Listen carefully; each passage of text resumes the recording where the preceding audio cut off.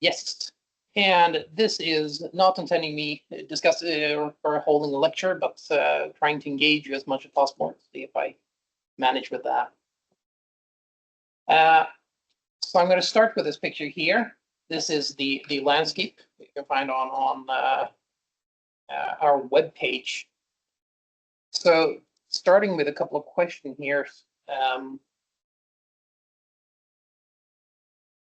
So do you have any like contribution ideas, or do you feel that there's something lacking here, or do you have any questions about this one?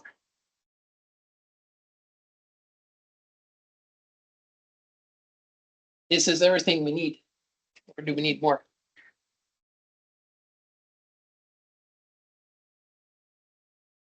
The things that presented about AI and AI, is that also something that we raise in the community? It is something that several companies feel is of interest to start up some sort of work around and so on. Yes. Have a little bit more of a vision discussions also, and not just more technical details, but also discussion with new components and new functionality that would be valuable. Yeah, definitely. Do you feel that it would be like we should moderate, have maybe a community meeting about like tools that we would need, or do you have any ideas? Discussions. Really looking a bit ahead of what would be beneficial to have, and then see if that is something that could be operated around. Yeah, that sounds very interesting. On a bit of meta level, I feel, but this is also what I think you're after. There is a community. Yeah. How do we make that? Yeah. What's the future for that? And do we use the things? Yeah. I think we're using it for like. Yeah. Can we get AI implemented? Yeah.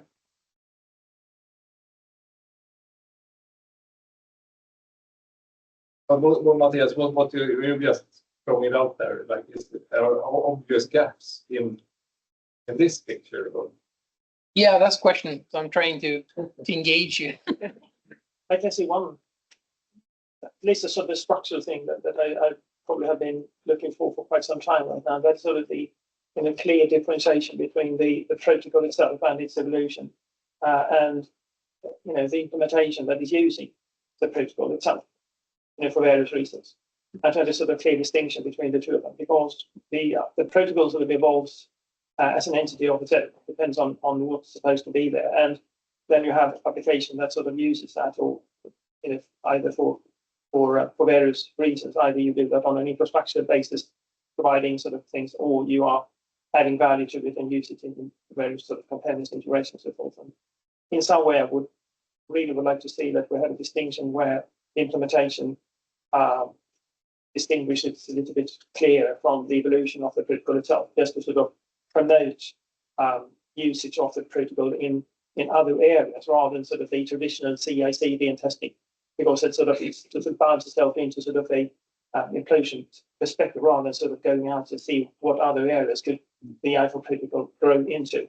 And therefore, you need to sort of start by segregating the protocol from the implementation to make sure that the implementation is clearly understood in the context of what is supposed to be done. The CI part, in the loop, externals, the testing, the delivery, releases, analysis, coding, and so forth. So you have sort of clear understanding on use case basis rather than technology. Then you can start to grow. Because this one doesn't show which area is being covered, which area is not being covered yet, and where the evolution of the protocol is taking place. So you're actually, because this view here, this is like a landscape view of the, these are basically repositories and projects that we have, whereas we're grouping, for example, REM several, you can tell us several, but you're thinking like another view. Yes, I would like to have sort of the protocol as an entity of its own, where the evolution of the protocol should be clearly segregated from its implementation. And then you can discuss the implementation in terms of infrastructure and application software in various tools that sort of uses that infrastructure. So you have that sort of but maybe that is being covered in the architecture part. But I also like to have those functionalities being clearly marked into sort of, interest areas, functionality areas rather than technologies. So you can basically see which areas is currently being covered by IFL and are there other sort of functional areas where the IFL critical can actually, be extended into and support. And today we're sort of locked in because we're just sort of one thing in one cage. And I think we need to open it up and to segregate it in order for it to grow into new areas. And for that, you need to sort of divide it because it's not a small thing anymore, it's a large thing. And if it should grow, it should basically sort of clear up a little bit. You didn't see that coming, did you? I'm not 100% following you there because for me it is as we have the protocol itself, which it doesn't actually. If you just look at the protocol, basically it's JSON blobs, and if you send it with a carrier pigeon or a snail, that's up to you if you want to. So I'm not really with you with that with keeping it in, but I can do say that the kind of like application discussion maybe is a little bit undertone. We do have some application discussions inside the Sepia there, but it might not be very thorough. So we could probably expand on that one. I think I'm not super familiar with all of this, but what I think I'm liking is like from the business perspective, like use cases that can be generically applied. Like you should use these events and these type of links to model type of use case. So I think, yeah, these ones to guide new people to use safe events is, I think would be helpful. Is that a response to that? Yes, we got a question for Bo. Would it help if there was an SDK hiding away some protocol details?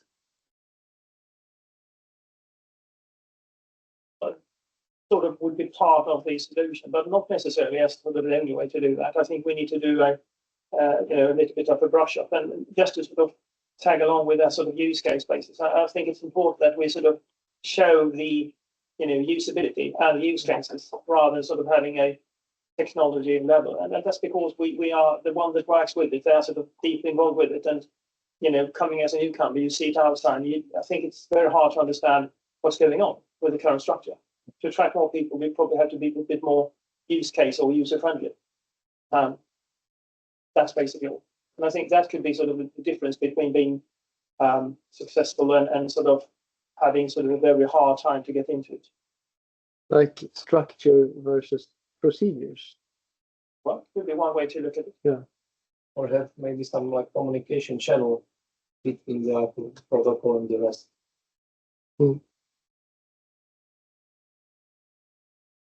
But coming back to your question there a little bit, with the introduction of it, you're basically asking a little bit more like new beginner's guide, like getting into it. Yeah. Also, like if I have like a test environment and I want to report that somehow, like how do I implement that? Like, yeah, use these 6-7 events in this order and link them like this. My user level. And then a lot of these scenarios, I guess, are for different types of use cases. Yeah, that I can say it's probably difficult getting into AFL. It's maybe not the easiest way to get in, so that is true. There are some things lingering around, but it might not be very easy to find them. So that's kind of like the user introduction. It's a good point. How is the IFL easy to use? Impressive. Because I know that there has been stuff with illegal that be maybe of the help actually introducing the protocol. Yeah. As a playground, you might start with it, yes. But it doesn't really have these scenarios. Of course, it has some scenarios. But there isn't maybe a good visualization, and I'm not sure that it's as pedagogical as he's talking about with tests and okay, you got these tests. How do you send events? How do you connect them? That sort of kind of like documentation maybe is a little bit missing. but they feel easy to use as we have here. Currently, we don't really have any maintainers of it, unfortunately.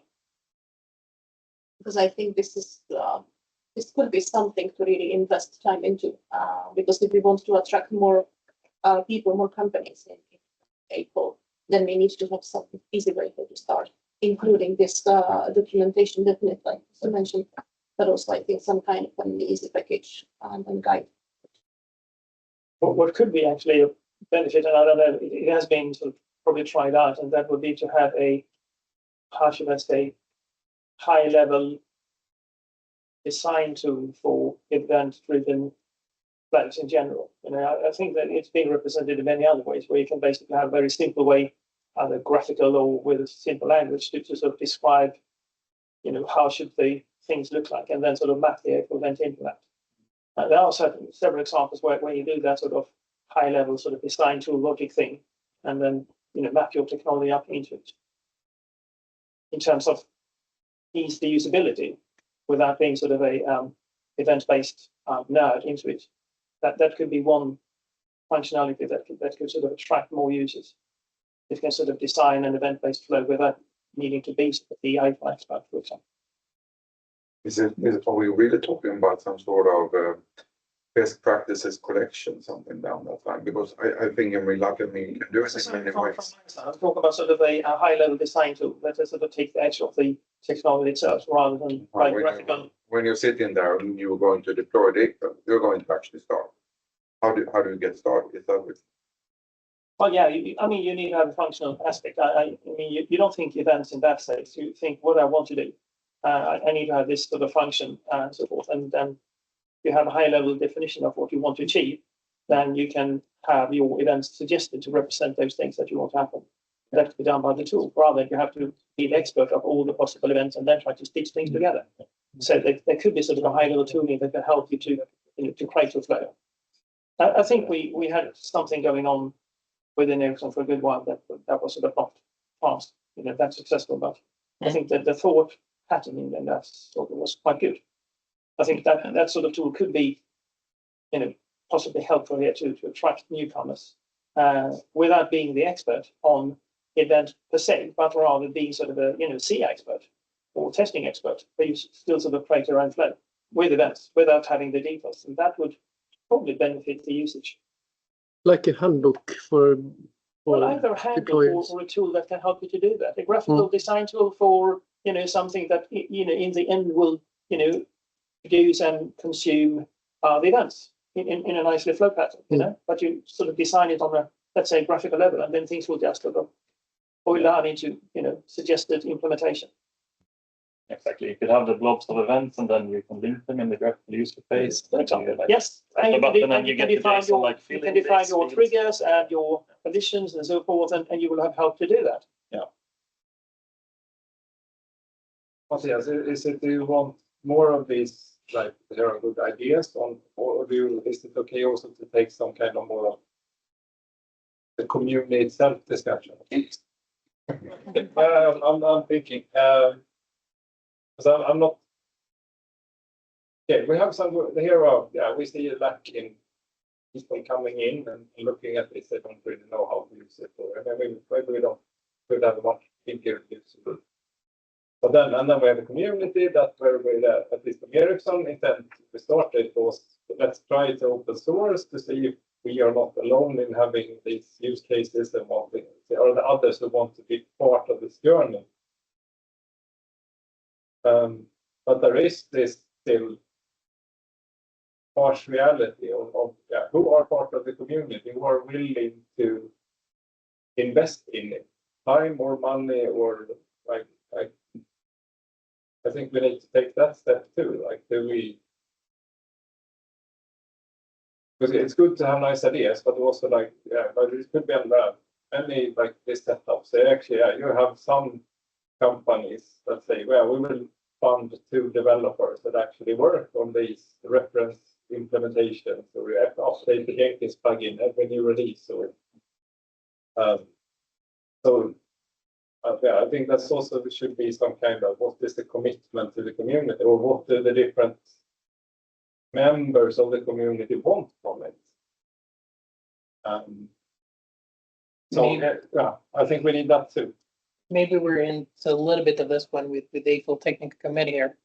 So I'm gonna keep that question Hmm. because we're gonna come back.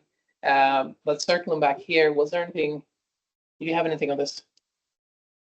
My question was to all the group that is like new user or at least use it for 2 years. What have you been seeing missing? You have raised some things here, but is there anything else that you see that could have made your life easier starting using it? What kind of things will be? Our approach has been quite generic in general. As a more or less new member of the community, 1-2 years-ish, I can agree that it's a bit tricky to get into. You need to invest time, private time also, actually, to read up, to study. And also the landscape, I haven't got deep down into it. I have actually tried, and it's more or less a mist to find what you're looking for a little bit. So I like it's a buzzword, I know, but as always in life, like, structure is the key. Like, separate clearly so each component is pure. Like, here's this, here's that. And we have actually always contributed. We have contributed with a Draw.io library, which anyone can use now. So you can model. We can actually, as community, model in the same way. And when it comes to libraries, we have written 1 or 2 libraries on our own. I don't know who have written the community libraries, but I can say that they haven't been maintained, so we decided to build our own, and they are generic. Maybe they can be used within the community as well. I don't know yet. But maybe that could be looked into, of course. But I believe that the libraries we have written is actually more generic than what they are in the library section.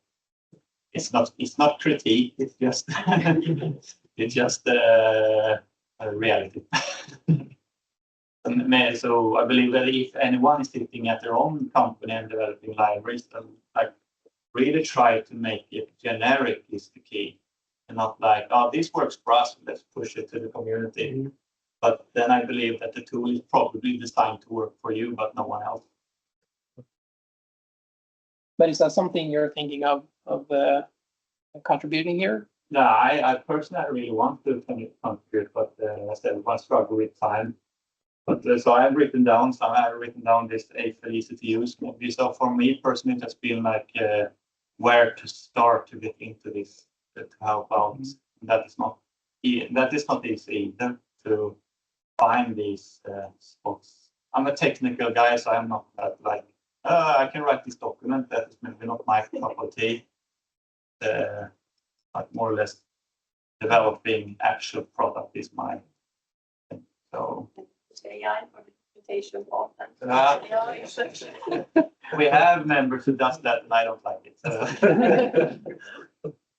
I'm more. I see regarding to whether my take on AI is more or less. I want to see it as a tool. I'm not there yet to see it as a replacement for humans. I'm not saying humans should build everything, but I say that when you build your stuff, to use the buzzword again, is that you should use AI as a tool, not as a replacement for what you actually could do. Because I have seen it so many times that you lose control when you let AI build your stuff. It works, but you don't know how it works. You cannot debug it if it breaks. Because you don't know what has been built, but obviously it delivers what you expected, but you don't. It's like a black box if you let AI build your stuff. I'm thinking, in this, all those repositories, and so there's lots of information. Maybe actually I could help to build together the guide or something. Because doing it in human power will probably take lots of time. Maybe there is where we can use it as a tool to go through the information which is there and extract it. I think I have been part of our journey before we even started using April, so I was there when it was introduced by a system architect. Right? We have this protocol instead of our old one. This is how it works. Let's try to use this. And it took quite some time for most of us in the team to actually understand it and really get into it. It wasn't that easy, just jump on it. What is it? Now we have a very good understanding of all the parts. We have been working with many teams across vehicle technology involved when designing, helping them to understand what is Apple, how should you send your data, map their data to the real data to actual an Apple model for how they should report their testing. And every time when someone looks at the model or we start to talk about Apple, they have a very hard time understanding what is it. Until we have shown a lot of examples and data, and then they start to understand it, and then they start to contribute. Maybe we should change this or that. But I think, as it was mentioned here, maybe some type of guidelines or some easier examples way of, I'm not sure how to do it, but easier way into it, because once you understand it, it's not really that difficult. But to get there over that way takes time for most people. And also to be fair towards the protocol itself is that it actually requires some knowledge before. If you aren't familiar with event-driven architecture, if you don't know that, then it's close to impossible to. But if you know about those prerequisite knowledge, prerequisites, how we work for it. But if you have then it's easier. But as a new junior who haven't worked with older architecture styles like being up, all this, you need to know this before maybe understanding this concept. Then it's really hard. And I think from our perspective, how we can contribute, it would be with liveness and maybe smaller changes here and there, but there should be. I don't really know what to add, and that's not specific to our. It's a bigger task for us. Just for pushing in things that it should be of relevance for everybody. Question to both on. I know at Ericsson there's quite a threshold to contribute to open source. It's not just open up GitHub and merge stuff in. Do you have a similar threshold for difficulties contribute?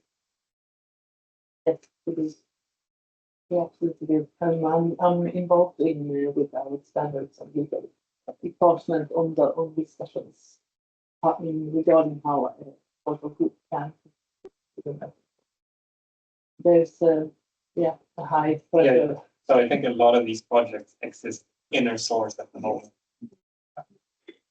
But then maybe this is big companies, but then also areas of if just last year, 1 or 2 years. So if it is more these kind of things that are not things that are not part of product, it's now much more simple. So I would say the threshold now is very low for these kind of things. So don't as long as it's not something that we are also using for. I would say now it's not a problem. But it's not, everyone should know, we haven't really, the word is not out.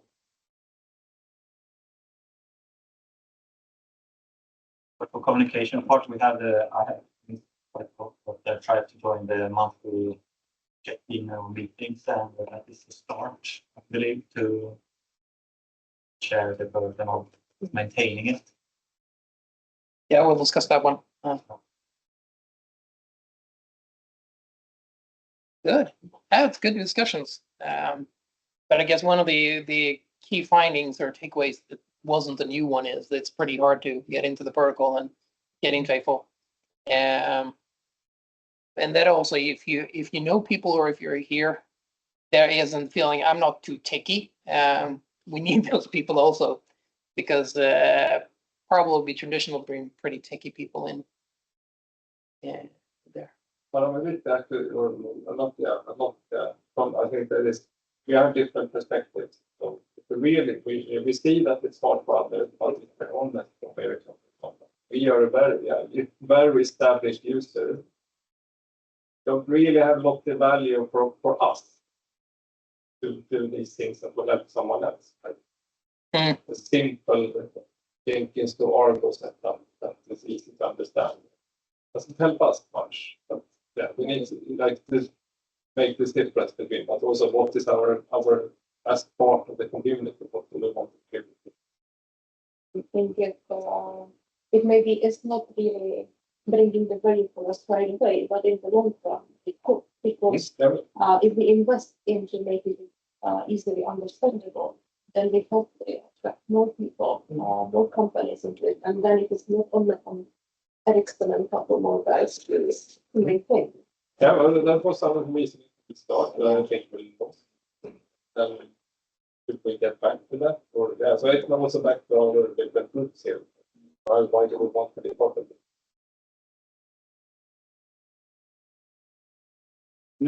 Good. Moving on. So another subject is the Info Technical Committee. Currently, it is only me and Magnus there, and we would love to have somebody else coming in. So what do we do there? We oversee the community. We are the ones arranging the monthly meetings that we are having.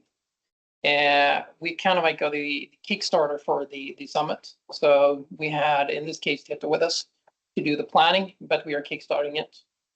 And we are also acting as protocol maintainers there. So here is a little bit of question: is there what would be hindering from joining or participating as a technical committee member? Is it like time? Is it workload? Or is it uncertainties of what we're doing? I think in general, like combined time and workload. I think one depends on each other. Okay. Mostly that, that I wanted to be participating much more than I can. I just don't have the capacity. So that's, and then it's sad because you can't prioritize it, even though one really would like to. Time capacity. Okay. But is there anything we can help to do there, or is it just you need to get more time?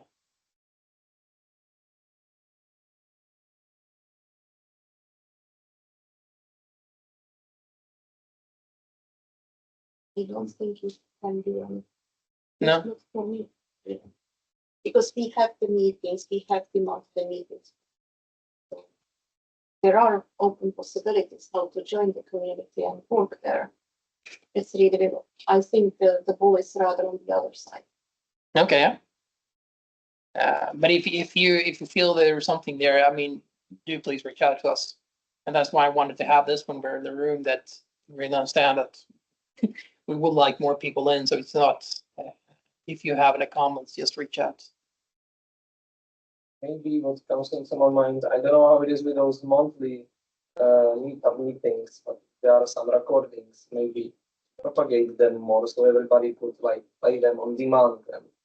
And for example, someone doesn't have time for the meeting when the meeting is happening, but you can of course, for example, play the recording or turn them into podcasts on Spotify. Yeah. We have some meeting notes or something, don't we? So when it comes to at least some recordings, we have our YouTube channel. Not sure how much of you have been looking into this, where you have some introductions, but here you have also a lot of playlists where you have community meetings that we're recording. We haven't recorded all the community meetings there, but there are several of them that's recorded. So I'm making a little bit of advertisement for this one. There, but yeah, that's a good thing to remember.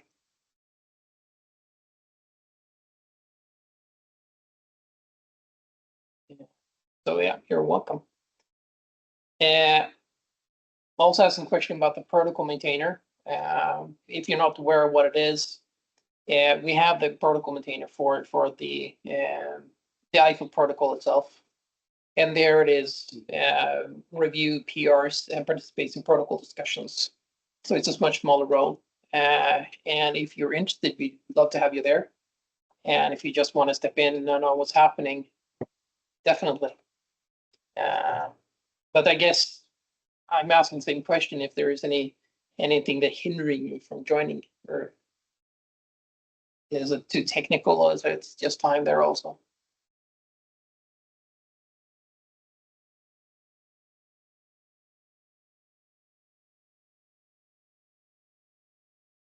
A general comment there is that contributing is not just about pull requests, but also just raising issues that you have. If you have trouble figuring out how to model a particular aspect of reality,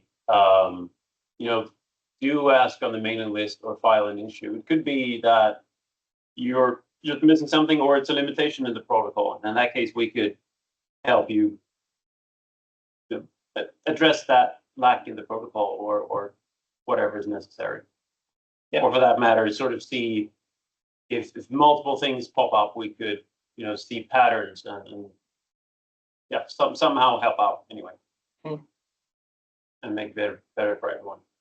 I suppose it's a clear benefit to have sort of a clear understanding in one or several of the use cases where the hyper protocol is being represented, in order to be here, because you need to sort of be predictive in your review to see if things are sort of useful, reasonable, and so forth. Because when you apply new things, I mean, of course, unless you do sort of bug fixes, but if you plan to extend the protocol and do things into new areas, it will certainly help if you sort of understand the area in which the event that you propose will be representing. Otherwise, you wouldn't really do a pretty good job making it right.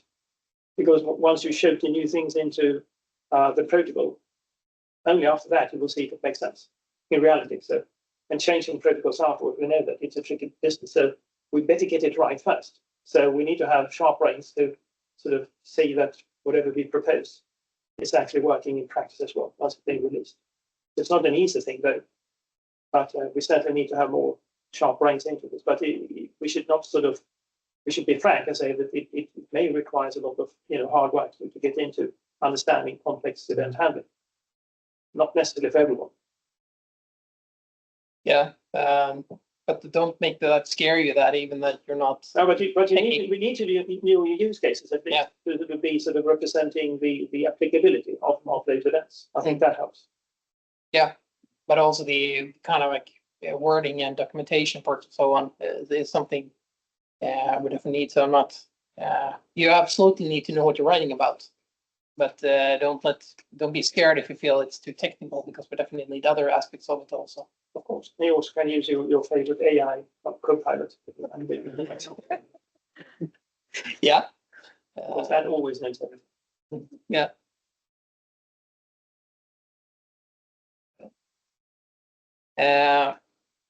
Then also some feedback on the monthly community meetings.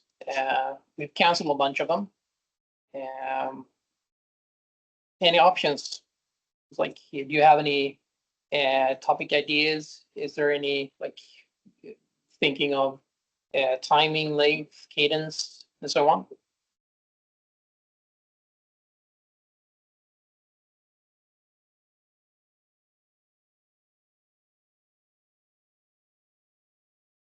Are you aware of them first, by the way? Or have we failed to notify you about them, their existence? I can take that. Yes. I think at the time, once a month, great. Just an idea right now of that is that maybe have the see it as a check-in, not as a maybe formal meeting, maybe. Okay. Like, I'm not saying DS2, but maybe it should be 30 minutes and just what is going on, do everything, do everyone have something. I mean, this 1 hour would be not scary, but I mean, it could be, oh shit, I need to allocate an hour. 2 hours actually. Not 2 hours. It could be, and even if the truth is, we will end earlier, you need to allocate time. I know maybe it's a cultural thing, like you don't want to you need to allocate the time, even though they 100% of the case that you end early, but you don't know it should end early. You don't know that beforehand. So I'm just maybe not every meeting, but I mean maybe so bring it more into check-in rather than a meeting. And then if there are a need for, well, we need to have a lengthy discussion about this, that it could be an extra session all the time. But maybe that will open up for more people to just join the check-in meeting. I think that's a really good point, because especially for those who have trouble contributing code, you could still, I assume, talk about what you're doing. I mean, obviously, to some extent, but that could be a way of sharing information about what's going on and what you guys do and what technologies and so on in an informal setting. Yeah. So that sounds like something that would, allow you to contribute in other ways than code. And then there might be for this shorter session would be a fixed agenda that is more or less the same every time. It's that around the table 10 minutes, and then it's done more or less, or 5 minutes. Don't need to say the minutes, but I mean around the table, then we're done. For me, it makes sense, and it would definitely help me, for example, to prioritize a little bit shorter. I know that, here I will get to know what people are doing, what they are working on, or whatever struggles. And then we can plan meet after, basically, when it's used to those who are interested in that topic. And that will be nice. I like this proposal. That's one. Nice. Any more, I guess? Is there maybe something like a newsletter with the news, with the new features which are coming from the latest version of protocol or something like this? Some RSS.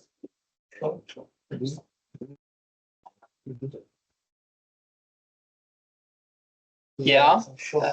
Someone's got to write the darn newsletter. I think that's the problem. So I think it's just a matter of knowing what's going on. Use the notification feature and get out. And I think that's better. Yes. Otherwise, if we introduce a newsletter, we're gonna send a couple of them, and then it's just gonna die out because Yeah. I was thinking something like short mail or something like this. Yeah, but you can say. I don't disagree with you, but it's the writing part that's. Yeah, of course. Yeah. Uh-huh. That's different. Yeah. The AI can write them and AI can read them.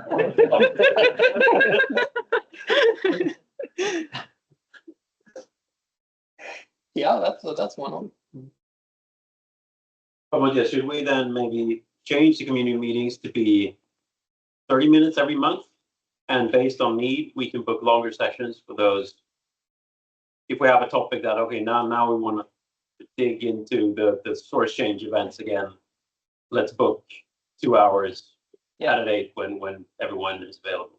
Yeah, sounds like a good idea. And then it's just going to be a sort of a 30-minute meeting with perhaps a fixed agenda, but still open to changes. Sort of what's going on in the community, what's happening. If there are ongoing protocol work, we could ask for, whoever's making the change could ask for early feedback and so on. Mm-hmm. I think that sounds like an excellent idea. Yeah, so 15, 20 minutes around the table and then 10 for any specific. Yeah. And if it isn't enough, we can always find time at a later.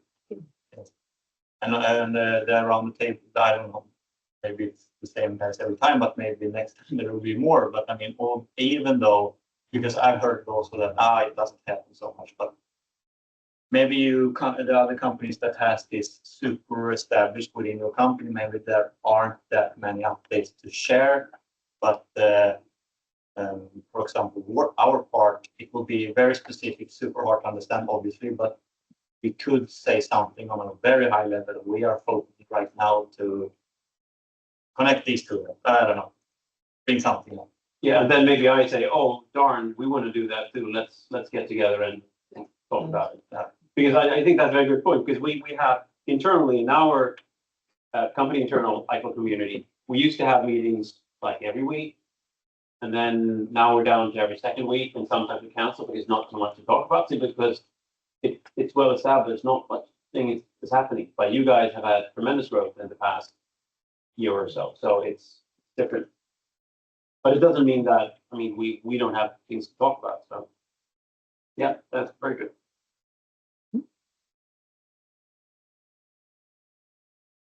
Yeah,